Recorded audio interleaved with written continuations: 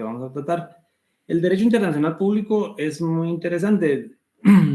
Tal como lo vimos en el semestre pasado, los compañeros que estuvieron con nosotros, ¿de dónde proviene el derecho internacional público? Entonces, en ese orden de ideas vamos a iniciar. No sé si tienen alguna duda, por favor, que la hagan saber, no tengan pena, estamos acá para aprender, estamos acá para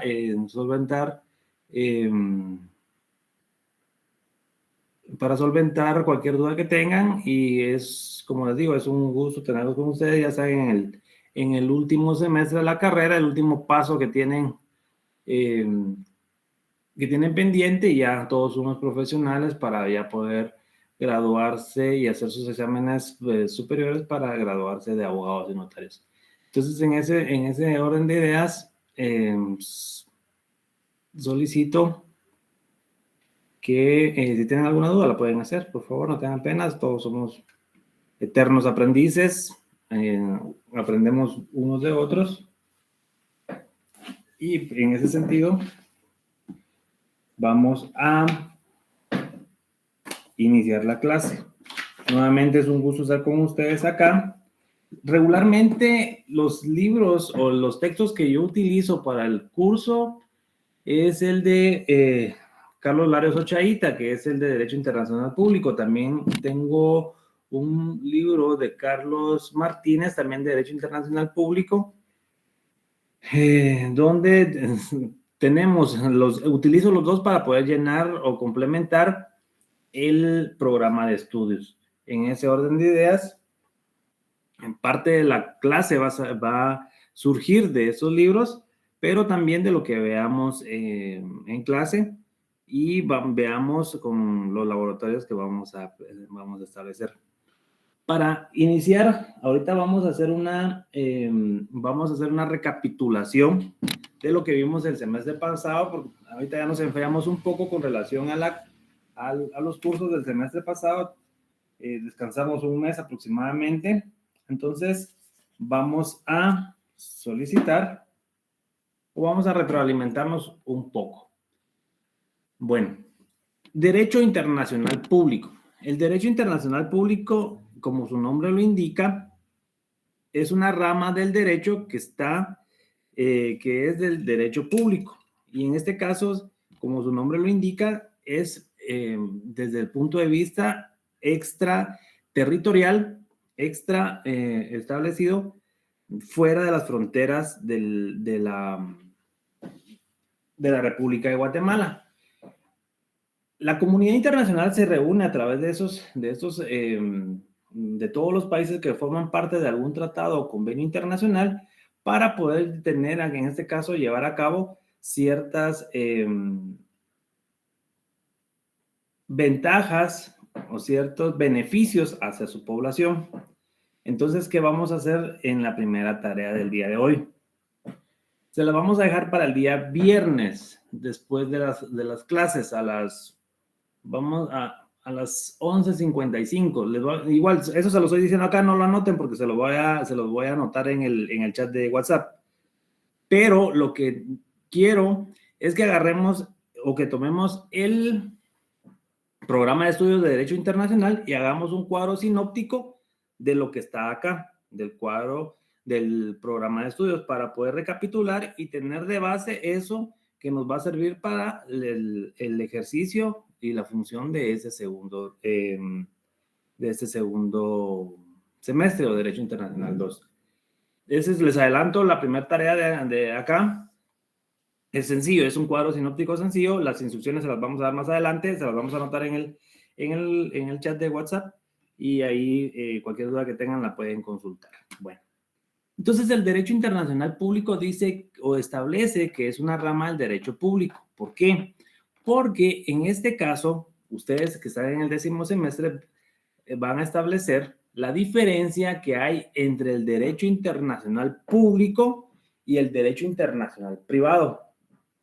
Como su nombre lo indica, en cada una de esas dos ramas o en cada una de esas dos clases, el derecho internacional público, como su nombre lo indica, es una rama del derecho público, y el derecho internacional privado es una rama del derecho privado, pero visto desde otra, o analizado desde desde el punto de vista internacional.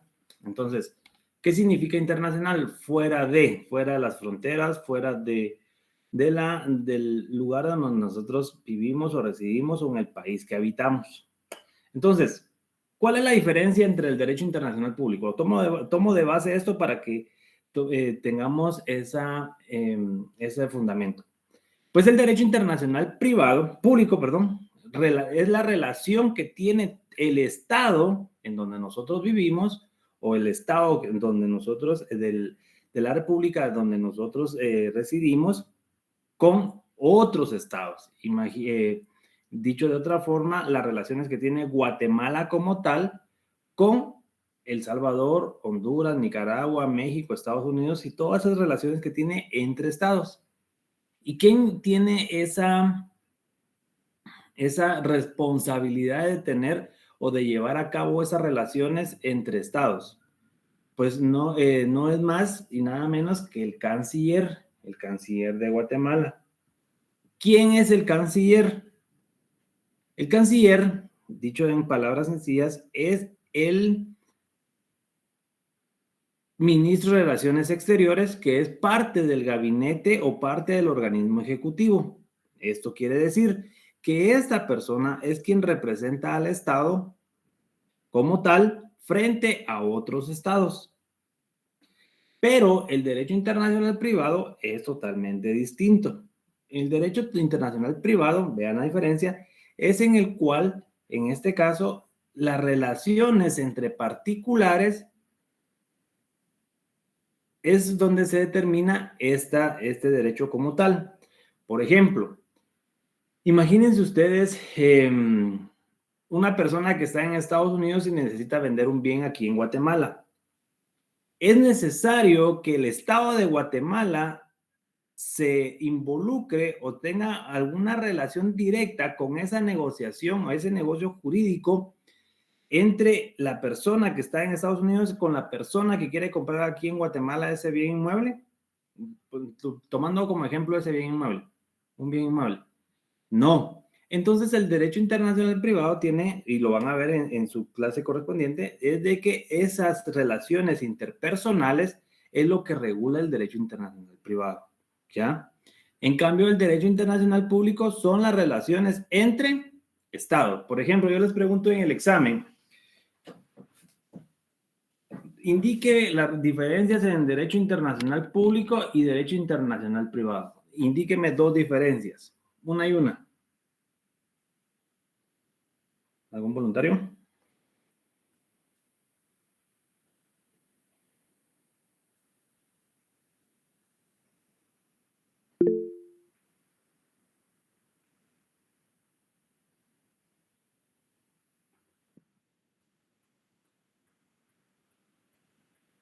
Cuénteme, Tatiana. Una diferencia puede ser la que acaba de mencionar, licenciado, que entre el derecho público es una relación entre estados y en el derecho privado existe la relación solamente entre particulares. Exacto. Teniendo la autorización, por ejemplo, del Estado. Por ejemplo, para un mandato, veamos el ejemplo del mandato, la persona, un abogado en Estados Unidos puede faccionar una escritura pública de un mandato con representación y obviamente se tiene que inscribir acá en Guatemala, entonces ahí entra el Estado, pero la relación es entre particulares. Muy bien, muchas gracias por su participación. Entonces, en ese sentido, esa es la diferencia entre el derecho internacional público y el derecho internacional privado. Algo muy importante también es determinar que la facultad que tiene el Estado para realizar esas relaciones o esos convenios internacionales está basado desde el principio, desde los principios del derecho internacional que vimos en el semestre anterior, y hay una serie de principios que regulan o tienen su fundamento, que fundamentan o que inspiran el derecho internacional público. Y en este caso serán teniendo de base esos principios, podemos determinar que únicamente esos tratados o convenios internacionales que celebra Guatemala con otros estados están basados directamente para el beneficio de los habitantes de la República de Guatemala. No es para un organismo en específico, no es para una entidad autónoma, una entidad descentralizada, sino que está basado para el beneficio de la población. ¿Por qué? Porque esos tratados internacionales tienen como fin primordial van dirigidos directamente a la persona individual. Y la persona individual, ¿por qué tiene esa calidad? Artículo 1 y artículo 2 de la Constitución, los deberes y derechos deberes del Estado, en donde establece que la persona es el fin primordial del Estado. Entonces, en ese orden de ideas, continuamos. Entonces, el Estado, ustedes se han dado cuenta que a través de las noticias, en canales oficiales, se puede establecer que efectivamente hay una serie de tratados, convenios y organizaciones de países que se unen, que se conglomeran para tener un fin que es primordial. Entonces, y aquí en América podemos observar varios de esas organizaciones. Por ejemplo, está la OEA, que es la Organización de Estados Americanos. Tenemos el SICA, que es el Sistema de Integración Centroamericana. Están también, por ejemplo, hay algunos, ¿cómo se llama? El Triángulo Norteamérica, por ejemplo, los países de Norteamérica que forman otra organización. Y teniendo como base eso, no es únicamente una organización, la organización no es solamente política, porque puede haber una organización cultural, puede haber organización deportiva, organización de diferente índole. Por ejemplo, en la Organización de Naciones Unidas tenemos a la UNESCO, que esa es la organización o una dependencia de la ONU que tiene como objetivo fomentar la cultura o demostrar la cultura de todas las regiones del mundo. Entonces, esto quiere decir que no es político. También tenemos, por ejemplo, la CONCACAF, lo que acaba de pasar, la Copa América, la Eurocopa, la CONCACAF, la CONMEBOL, son agrupaciones que reúnen a los estados como tal, obviamente diferenciados desde otro punto de vista, que son organizaciones que los países no pueden estar aislados totalmente. Por ejemplo, hay países en Latinoamérica que los aíslan por sus cuestiones o ideologías políticas. Asimismo, también en Europa, por ejemplo, hablamos de Venezuela, Nicaragua, Cuba. En Europa hablamos de Rusia. Entonces, hay organizaciones, no todas las organizaciones son políticas, sino también de diferente índole. Entonces, desde ese punto de vista, el derecho internacional público, ese es su objetivo: reunir a los países en un conjunto, un conglomerado de los mismos para poder llevar a cabo ciertos tratados o convenios que tienen por objetivo el beneficio de los habitantes de cada país al que pertenece ese tratado o convenio. Por ejemplo, hay tratados internacionales, por ejemplo, de comercio, como el Tratado de Libre Comercio celebrado entre Guatemala y Estados Unidos. Hay otros tratados también, por ejemplo, el intercambio de estudiantes entre universidades de diferentes países. Hay tratados también de intercambio de valores, ¿qué le dicen? Deportivos, por ejemplo. Está esa situación en la que Para eso se organizan los estados en diferente forma o en diferente índole con relación al beneficio que quieren ellos para su país. Bueno, dentro de los tratados, en el programa vamos a ir por partes. Esa breve introducción tiene por objetivo que nosotros analicemos el programa de estudios. Yo vi que enviaron el programa en un chat que tenemos por ahí, y en el programa establece, si lo pueden abrir,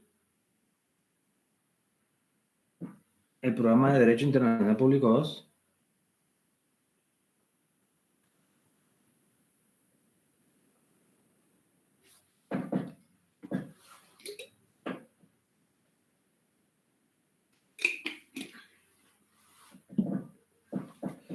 Bueno, entonces, dentro del programa está la Comunidad Internacional de los Estados, y era lo que les decía. Les ponía ejemplos de cómo se organizan los estados de diferente índole con relación al beneficio que quieren para sus habitantes. Y dentro del contenido específico del programa tenemos la Comunidad Internacional de los Estados. ¿Y qué significa esto? La Comunidad Internacional de los Estados quiere decir esa unión de estados, esa agrupación de estados, ese conjunto de estados que se unen para un fin. En este caso, el ejemplo que ponemos, que como dentro de la región en la que vivimos, está el SICA, que es el Sistema Centroamericano de Integración Centroamericana. Y este que tiene por objeto,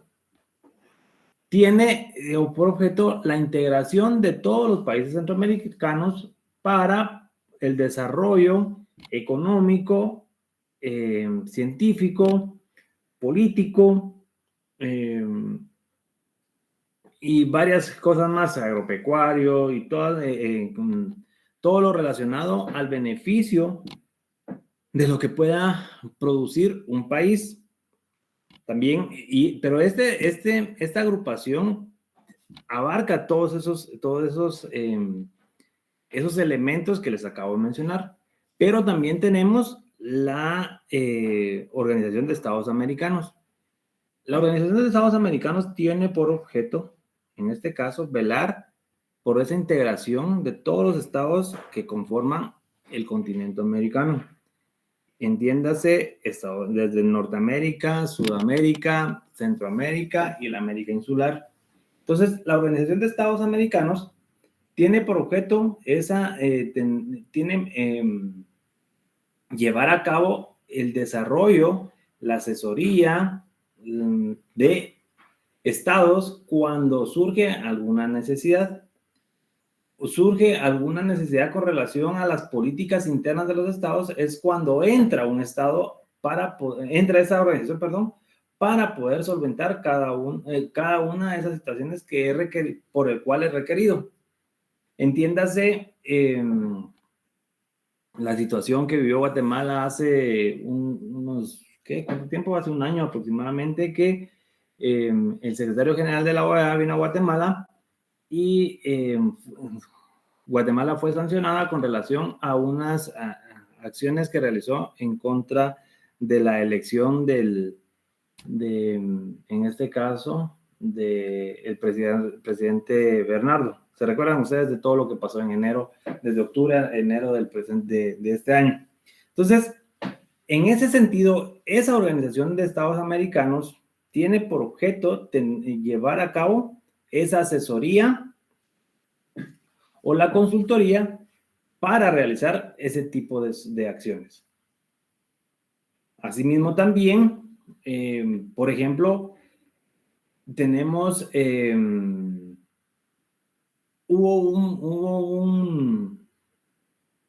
cuando vivía Hugo Chávez todavía y era presidente de Venezuela, ellos crearon, entre varios países de Latinoamérica, Venezuela, Brasil, Ecuador, Bolivia, crearon el ALBA y era la Alianza de Países Bolivarianos. Entonces, era totalmente ajeno a la OEA, y ellos formaron su propio grupo de conformidad con la ideología que profesaban que existía en ese momento en esos países. Entonces, ellos se reunían para llevar a cabo las mismas situaciones o las mismas políticas exteriores, pero alejados o ajenos a la Organización de Estados Americanos. También en su momento, en los años 60, en plena Guerra Fría, se hace un grupo liderado por la Unión Soviética y Cuba que se llamaban los países no alineados, en donde no estaban reunidos directamente a la organización, sí pertenecían a la Organización de Naciones Unidas, pero formaron otro grupo de no alineados, y en este caso era un grupo de países de corte marxista-leninista. Eran comunistas como tal. Entonces habían varios países en su momento, y en este caso estaba Cuba, la Unión Soviética, Malawi y otros países de Europa y Asia que se unieron a ese grupo de países no alineados con relación a la Organización de Naciones Unidas. Entonces, ese es el objetivo de la Organización de Estados o la comunidad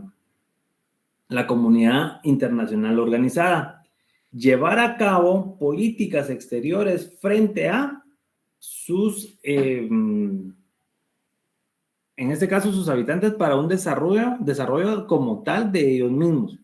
Por ejemplo, viene Guatemala y celebra el Tratado de Libre Comercio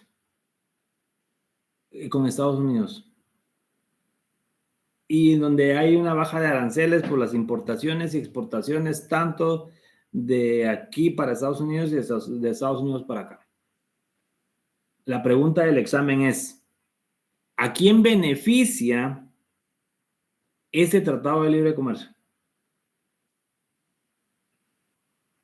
¿Será que beneficia al Estado? ¿Será que beneficia a los empresarios? ¿Será que beneficia a la SAT? ¿Será que beneficia al Ejecutivo? ¿O será que está diseñado para que beneficie a la persona individual, que forma parte del Estado? Aquí dice Félix Javier a los empresarios. Damaris, cuénteme, Damaris. Buenas noches. Yo considero de que realmente beneficia a todos, porque a la SAT le van a ingresar más impuestos a través del comercio de los comerciantes. De igual manera, los empresarios van a ser beneficiados, y realmente todos, porque inclusive a los que venden van a tener mejores costos, y las personas que compramos vamos a tener un costo bajo al momento de adquirir los productos. Claro, sí, muy bien, muchas gracias por su participación. Efectivamente, ese beneficio, les ponía yo el nombre de todas estas personas, todas esas personas que integran ese rubro de beneficiarios con el Tratado de Libre Comercio, porque, solo imagínense, y veámoslo de esa forma así bien gráfica. El Tratado de Libre Comercio va a beneficiar la importación y exportación de materias primas, productos a Estados Unidos y viceversa. Entonces, el empresario va a tener que contratar a más personas. Los aranceles van a generar más impuestos para el Estado. El Estado va a tener más impuestos para invertir en la sociedad, y la sociedad va a tener mayor beneficio, o van a ser los beneficiarios de la implementación de escuelas, carreteras, caminos. Eso sería una sociedad ideal, ¿verdad? Caminos, hospitales, salud. Entonces, eso es lo que tratamos de ver, o hacemos que los tratados internacionales tienen beneficio directamente para la persona individual. si bien es cierto, aquí se benefician empresarios, se beneficia la SAT o cualquier entidad de gobierno, pero en sí el fin, el objetivo, el principio el deber ser de la norma es beneficiar a cada uno de nosotros. Por ejemplo, si a nosotros como universidad, constitucionalmente tenemos el 5% del presupuesto, imagínense, por 100 quetzales nos dan 5 quetzales, ¿verdad? Entonces, por 1,000 nos deberían dar más, por 100,000 más. Entonces, y todo ese dinero que le va captando la universidad derivado de ese 5% es para beneficio de más edificios, más beneficio para infraestructura, mayores proyectos de educación. Entonces, ese es el objetivo de los tratados internacionales. Que nosotros, como personas individuales, partes de esa sociedad, seamos los beneficiarios de esa negociación que hay entre estados. ¿Estamos bien ahí, jóvenes? ¿Alguna duda?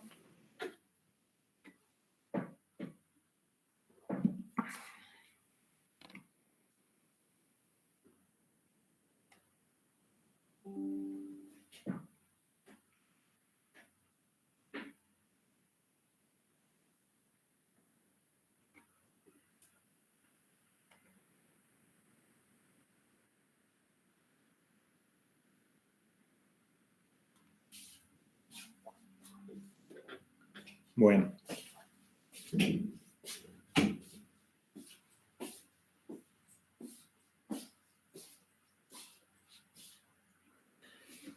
Pero también, gracias Juan Carlos, dentro de la comunidad internacional tenemos cumbres, la comunidad internacional organizada tiene por objeto celebrar relaciones entre estados, ya sea para tratados, convenios, pactos, como le quieran denominar ustedes, en cualquier ámbito para los que han sido formados. Pero también, eso es de una forma permanente. Pero también hay donde, por ejemplo, se forman grupos, y por eso se llama Comunidad Internacional Organizada, porque donde se forman grupos, han escuchado ustedes sobre el G7, los grupos, los países más desarrollados del mundo, que está conformado por el G7, donde está Estados Unidos, Canadá, Japón, Alemania, Inglaterra, ayúdenme, Francia, Japón, Alemania. Alemania, Corea del Sur. Entonces, Italia también. Entonces, ese G7 está conformado por esos países súper y supradesarrollados que integran, en donde establecen las políticas que ellos van a ejercer o van a formar para el beneficio de otras naciones en la ayuda, para ayudar a otras naciones subdesarrolladas, como por ejemplo Guatemala. Pero también, derivado a que es un grupo reducido, imagínense, somos ¿cuántos países? 193 países en la organización en la ONU, que conformamos la ONU, 7 países que forman el G7. Entonces, al ver esto, otros países que también se desarrollan económica, política, científicamente como tal, ya han empezado a reunirse como tal y tienen por objeto en este caso ser como el otro G7, solo que ellos ahora en la actualidad se llaman los BRICS. Y los BRICS es la reunión de países como por ejemplo, vamos a ver. Brasil. Ahí estamos a ver BRICS. Ajá, Brasil. Rusia, India, Corea y Sudáfrica.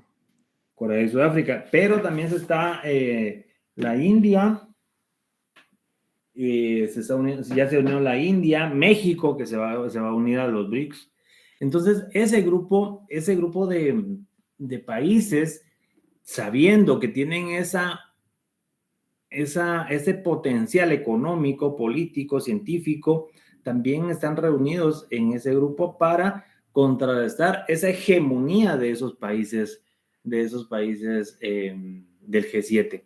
Entonces, esas cumbres que se realizan como tal son realizadas para determinar las políticas que van a desarrollar en su momento o durante el tiempo que ellos consideren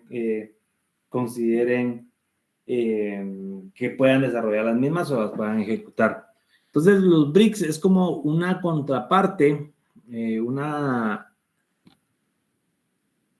como una contraparte a este G7 para contrarrestar ese poder hegemónico mundial que han tenido esos países durante mucho tiempo. Entonces, se están formando como tal. Entonces, ¿y cuál es el objetivo de los BRICS? Es que la economía mundial no dependa del dólar. O sea, también son cuestiones ideológicas, cuestiones de preservación mundial y todo lo que ustedes lo puedan determinar de esa forma. Pero, por ejemplo, desde hace mucho tiempo, también en la Guerra Fría, vamos a ver un poco de la Guerra Fría también, por qué se denominó Guerra Fría y por qué hasta el día de hoy sigue afectando a nuestros países y por qué se desarrolló después de la Segunda Guerra Mundial todo ese tipo de organizaciones políticas, organizaciones de la comunidad de estados que tienen por objeto ya tener que los estados tengan un control sobre otros estados para no padecer lo que se padeció en la Primera y Segunda Guerra Mundial. Bueno, ¿estamos bien ahí? Entonces, derivado de eso, solo permítanme un minuto. No se me vayan ahí, por favor.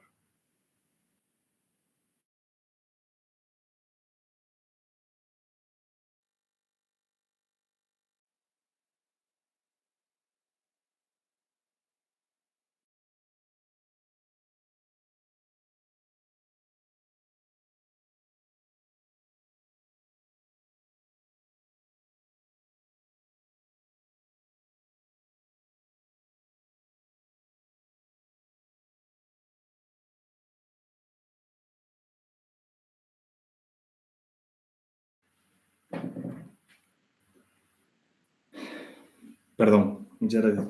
Entonces, dentro de los tratados internacionales, y les comentaba esto y por qué quería llegar a eso y por qué empezamos por este tema, lo que hemos visto hasta el día de hoy, en esos momentos del curso.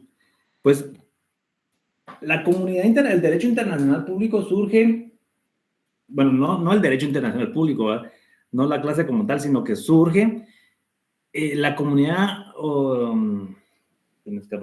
internacional organizada, surge derivado a dos acontecimientos muy relevantes del siglo XX, la Primera y Segunda Guerra Mundial.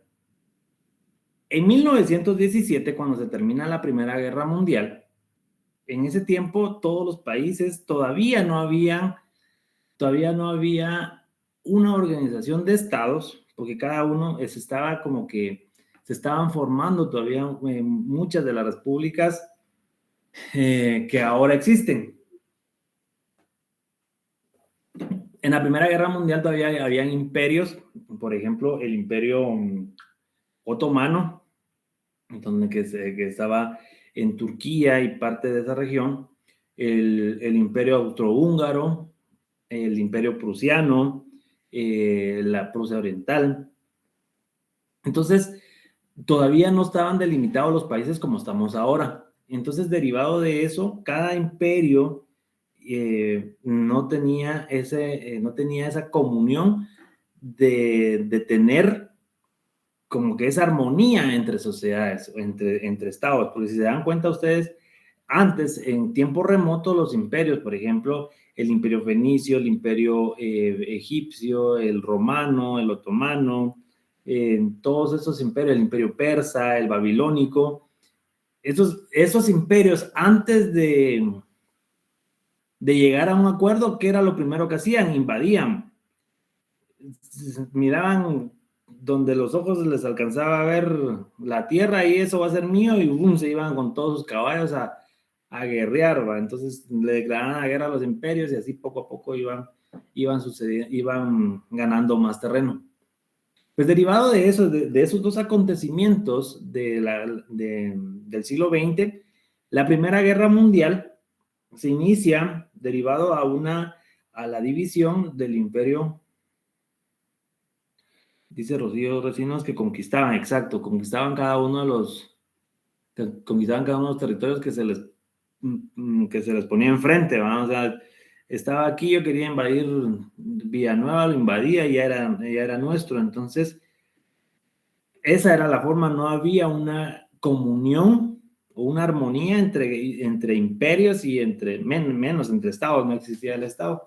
Pues entonces, derivado de la Primera Guerra Mundial, en donde Alemania, en este caso,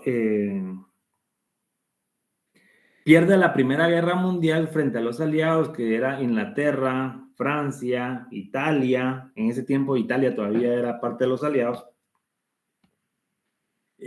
Austria, Hungría, fue donde se dividió el Imperio Austrohúngaro. Entonces vino cuando estos aliados vencen y se da el fin de la Primera Guerra Mundial, firman el Tratado de Versalles. Y el Tratado de Versalles es un tratado, como su nombre lo indica, o una condición que le imponen a Alemania en su momento. Esa condición de Alemania en su momento le ponen donde la hacen, derivado que pierden mucho, es uno de los enfrentamientos bélicos más, ¿cómo se determina eso? Más sangrientos de la historia en ese momento. Todavía no había llegado a la Segunda Guerra Mundial. Se pierden muchas vidas, muchos bienes materiales. Entonces, los aliados en el Tratado de Versalles obligan a Alemania a pagar una indemnización incalculable con relación a todos esos daños que se dan.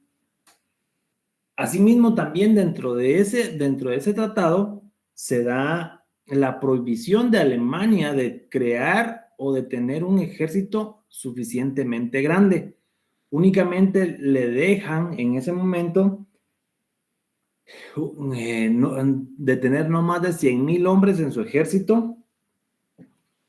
La prohibición del servicio militar obligatorio. La prohibición de tener una armada de más de 100,000 toneladas. Y asimismo también la prohibición de adquirir una flota submarina. Y entre muchas otras cosas más. Entonces el Tratado de Versalles es uno de los primeros tratados, no el primero, pero sí uno de los primeros tratados que se da a nivel internacional, pero se deriva de la pérdida que tuvo Alemania en la Primera Guerra Mundial. Entonces entonces vienen los aliados y en el Castillo de Versalles redactan ese tratado, pero lo firman. Ustedes han visto, hay una película, no recuerdo el nombre, en donde Hitler, en la Segunda Guerra Mundial, secuestra el vagón donde fue firmado el Tratado de Versalles y lo lleva hacia Francia, para que cuando ellos ocupan, eso ya se da en la Segunda Guerra Mundial, ocupan Francia, ahí se rinda el ejército francés también en ese mismo vagón de tren. Les voy a conseguir el nombre de la película, es muy buena. Y ilustra más o menos lo que estamos hablando. Entonces, en ese sentido, el Tratado de Versalles, como les indico, les repito nuevamente, es uno de los primeros tratados que se dan a nivel internacional, pero derivado de ese acontecimiento. Posteriormente a eso, empiezan los tratados, ya empieza a reunirse la comunidad internacional, pero atendiendo a que en este lado del mundo la Primera Guerra Mundial no afectó, entonces del otro lado, en Europa, empiezan a formarse ciertos grupos de naciones en donde se van conformando hasta llegar a la Unión Europea, pero no se forma la Unión Europea en ese momento, sino lo vamos a ver más adelante, se forma más adelante, pero se da a través de la reunión de varios movimientos de naciones en su región. Por ejemplo, se da la unión de países bálticos, se da la unión de los países escandinavos. Escandinavos, estamos hablando de Noruega, Suecia, Finlandia, Luxemburgo, todo lo que sea, los que son descendientes de Odín. Los estados bálticos de acá abajo, en donde está Lituania, Estonia, Lituania y todo lo que era antes de la antigua Unión Soviética. También se dan la unión de Europa Occidental, en donde está Inglaterra, Francia y algunos otros países. También se da los Balcanes, por ejemplo, Checoslovaquia, Yugoslavia, y la división de cada uno de esos países después de la Segunda Guerra Mundial. Primero la unión y después la desunión, después de la Guerra Fría y todo lo que vamos a ver más adelante. Entonces, les dejo esa inquietud. ¿Qué más se estableció en el Tratado de Versalles al final de la Primera Guerra Mundial? Para que lo investiguen y lo podamos discutir el día viernes cuando nos toque clase nuevamente. También, ¿cómo se daba antes la conquista? Lo que les mencionaba, la conquista de los imperios. Antes no había una comunión o armonía entre imperios, sino que esos imperios eran de atacar y darse duro hasta matar gente y terminar en baños de sangre. Ya vieron ustedes esa película de 300 contra los... ¿Cómo se llaman? Contra el Imperio Persa. Pues así era como conquistaban esos estados o esos imperios en su momento.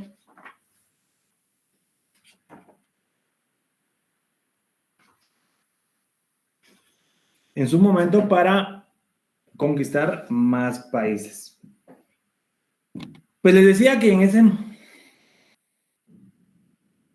la guerra de las Termópilas. Así es, esa donde sale 300, donde sale Leónidas. Entonces, como les explicaba, en Europa, después de la Primera Guerra Mundial, hay un receso de 22 años, como de 20 años, para que se inicie la Segunda Guerra Mundial. Inicia el 1 de septiembre del 37, si no estoy mal, 1937, y se da el conflicto bélico 38, y se da el conflicto bélico más atroz y terrorífico que pudo haber existido aquí en el siglo XX, y ustedes saben las consecuencias de lo que pasó. Lo vamos a ver más adelante y vamos a ver cómo es que se empiezan a dividir, cómo se divide la Alemania, el muro de Berlín y todo lo que vamos a ver. Pero lo vamos a ver así de una forma cronológica para no tener todo el contenido de una sola vez. Pues entonces, les mencionaba de que allá en Europa se organizaron, pero aquí en América, el tema que nos ocupa, o que no sé, en la cual es parte de nuestro estudio, pero les menciono allá porque es parte de la historia de los tratados y convenios internacionales. Acá en América, uno de los primeros de las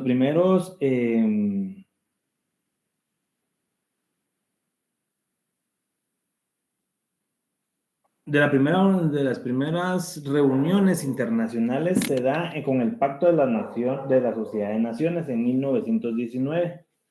Y su objeto era la cooperación entre las sociedades miembros y preservar la paz, la seguridad de la sociedad contaba con 3 órganos. En 1918, después de la Primera Guerra Mundial, se da el, vamos a ver, se da el tratado Wilson-Godefroot. Entonces, en ese sentido, solo permítanme. Perdón, Link, ¿qué tratado dijo? Disculpe.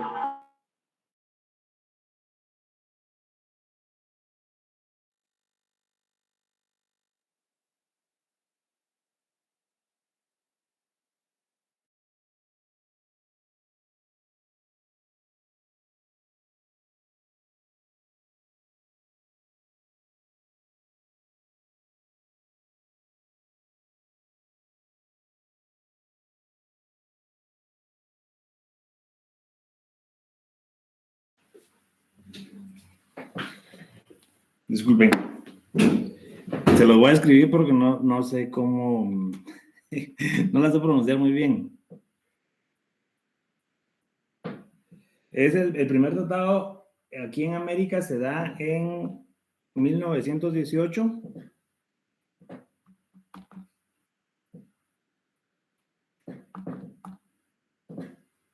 Y tiene como objetivo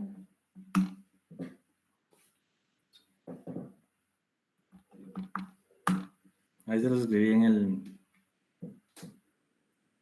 los mensajes.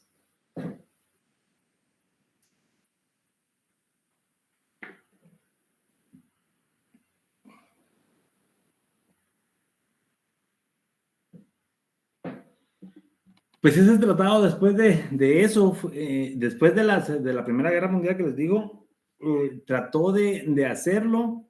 O sea, en 1919 se termina la Primera Guerra Mundial, y en el 18, con este tratado que les escribí ahí, el presidente de Estados Unidos trata de mantener alejados a este lado occidental de la guerra para no inmiscuirse, derivado a que América estaba surgiendo primero como país, como continente, empezaba a desarrollarse. Imagínense con una guerra de esa índole, ¿qué nos hubiera pasado? Entonces, ese tratado o ese convenio o ese pacto que hizo el presidente en ese momento fue mantener a América fuera de ese conflicto bélico en 1919. Entonces, se realizó el primero, y el Pacto de Naciones, Pacto de la Sociedad de Naciones, fue también realizado después de la Primera Guerra Mundial, con el objeto de preservar la paz, la seguridad de todas las naciones, pero aquí solo estaban reunidas cierto grupo, todavía no se conformaba la Organización de Naciones Unidas. ¿En qué año fue creada la Organización de Naciones Unidas?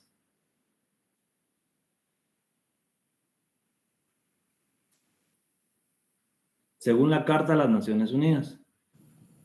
Creo que en 1945, licenciada. Así es.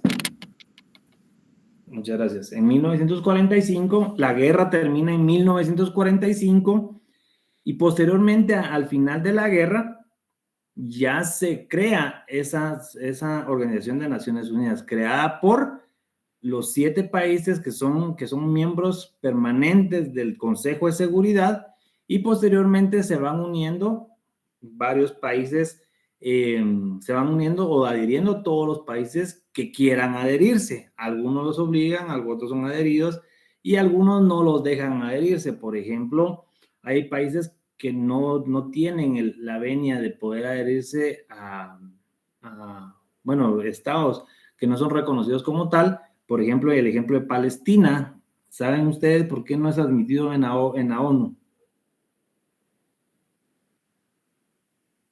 Porque no es reconocido como una nación.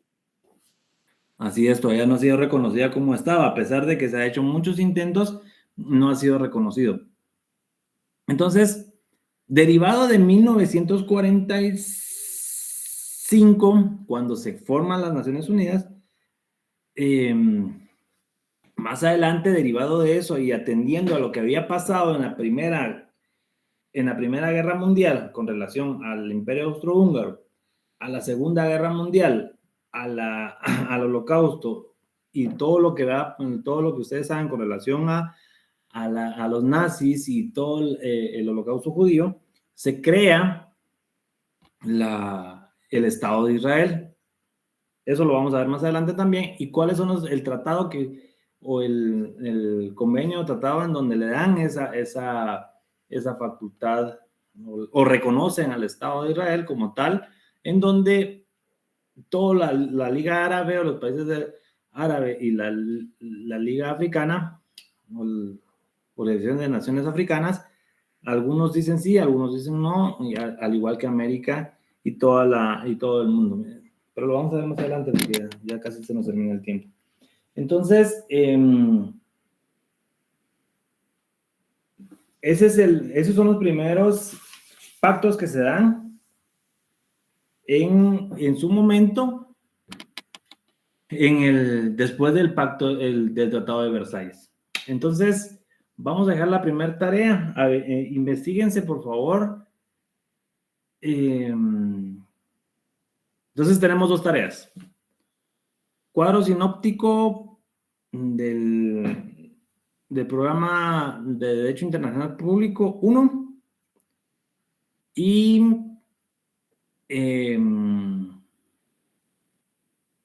el contenido del Tratado de Versalles. Eso está bien fácil de encontrarlo. Es para que tengamos...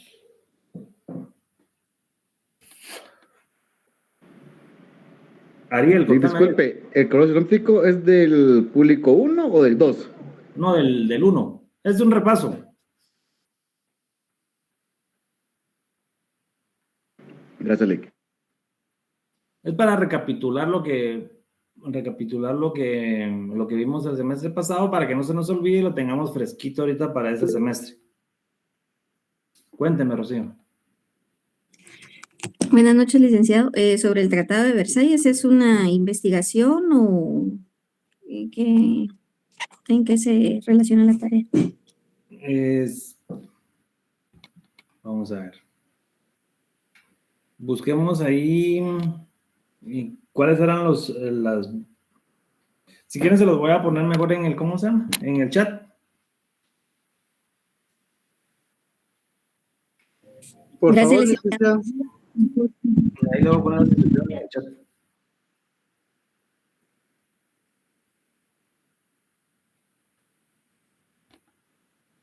Bueno, entonces, para la próxima clase vamos a empezar a ver ya los tratados que se dan después de la Primera Guerra Mundial y por qué salen de la Primera Guerra Mundial. Se van a dar cuenta que la mayoría, no todos, pero sí la mayoría de tratados vienen relacionado a conflictos bélicos, a la guerra, a la paz, de no agresión. Entonces, es por ello que es importantísimo que sepamos por qué se hace el Tratado de Versalles, por qué se realiza la Primera Guerra Mundial, y posteriormente vamos a ir entendiendo hasta el día de hoy por qué hay tratados, por ejemplo, convenios internacionales en materia de derechos humanos, que evolucionó los tratados o esos convenios posguerra, por qué se evolucionó y por qué en este caso se dan tratados o convenios relacionados a derechos humanos.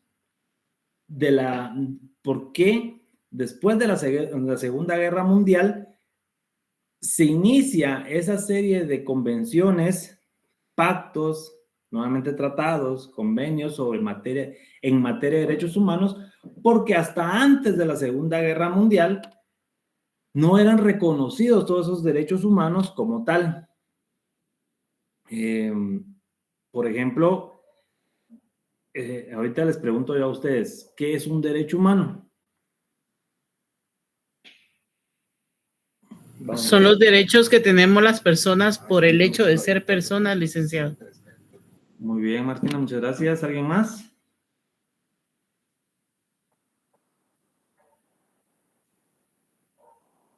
Bueno, Veamos, los derechos humanos regularmente lo aprendemos o nos lo enseñan o lo logramos captar o entender de una forma desde el punto de vista que indicamos son inherentes a nuestra persona humana, a nosotros mismos. Sí, son inherentes, son de nosotros, esos son, nadie lo duda, nadie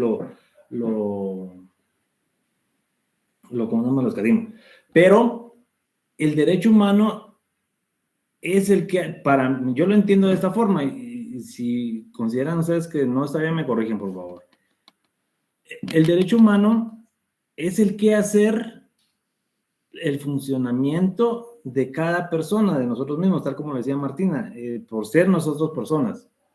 Entonces, el derecho humano es aquello que nosotros tenemos por ser humanos, por ejercer o por ser como tal, desarrollarnos como personas o desarrollarnos como seres humanos. Valga la redundancia, todo es relacionado a seres humanos.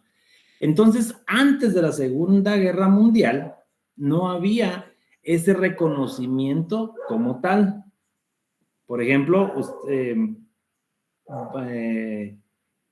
les voy a recomendar un programa en su momento para que ilustremos mejor esto, que se llama Punto de Inflexión.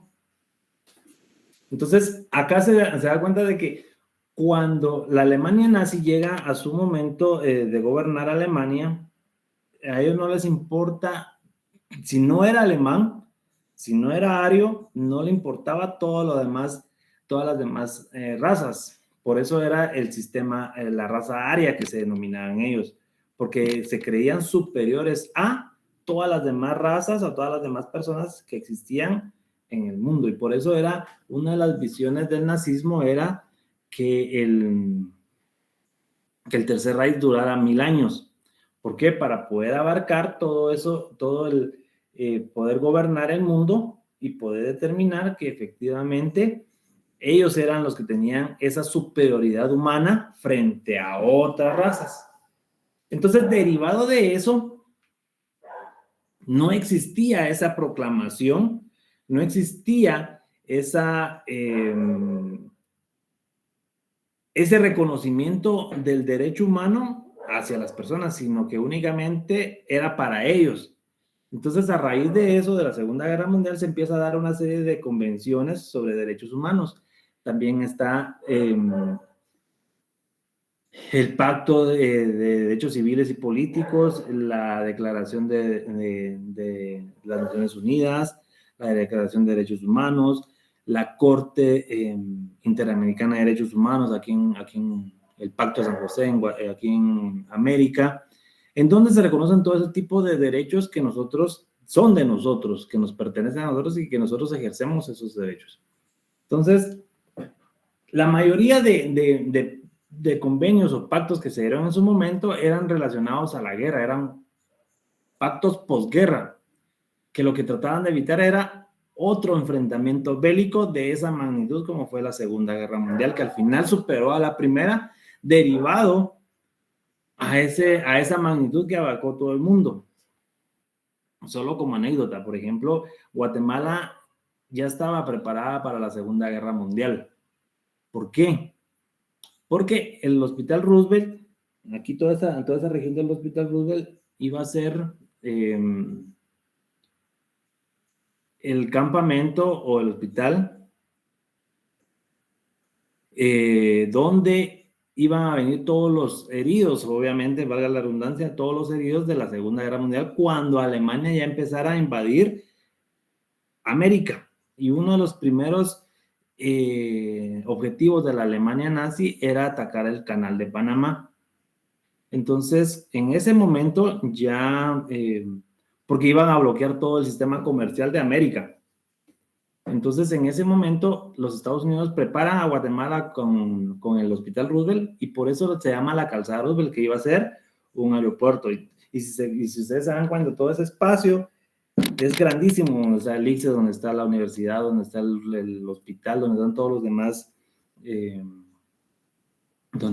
demás, hospitales de ese conglomerado, iban a hacer hangares para todos los aviones que aterrizaran en su momento ahí, en ese espacio, porque Guatemala iba a ser como que los campos del Roosevelt también, iba a ser como la sede de la ¿cómo se llama? Del hospital de la Segunda Guerra Mundial, si se venía acá. Julio. No sé qué me da una duda. No, Guatemala tenía una buena relación con Alemania, tanto que el comandante Hitler le mandó una carta de felicitaciones a Jorge Ubico, o eso solo es un rumor. No, yo creo que sí es un rumor, porque yo recuerdo que Ubico en su momento le declaró la guerra a Alemania. De que tenía la misma, ¿cómo se llama? La misma ideología. Y misma ideología, la forma de ver las cosas, sí. Acuérdense que Ubico fue un déspota, un dictador. Bueno, entonces,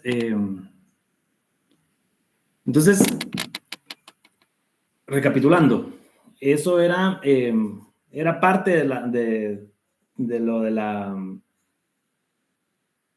parte de la explicación con relación a los tratados que se dan derivados de la primera, segunda y posteriormente hasta nuestros días, la proclamación de derechos humanos a nivel internacional. Tenemos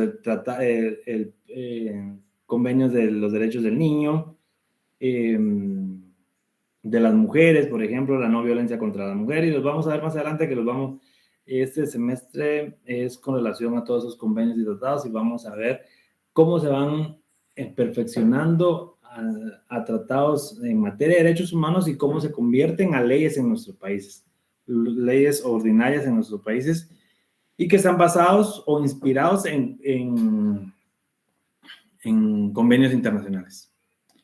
¿Alguna duda, compañeros? Espero no haberlos aburrido el día de hoy. No, licenciado. Gracias, Rocío.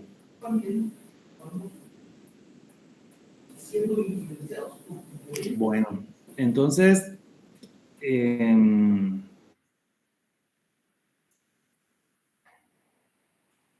les agradezco su atención. Entonces, 2 tareas para el viernes. El cuadro sinóptico del Derecho Internacional Público 1, para recapitular y que mantengamos fresco lo que vimos el semestre pasado.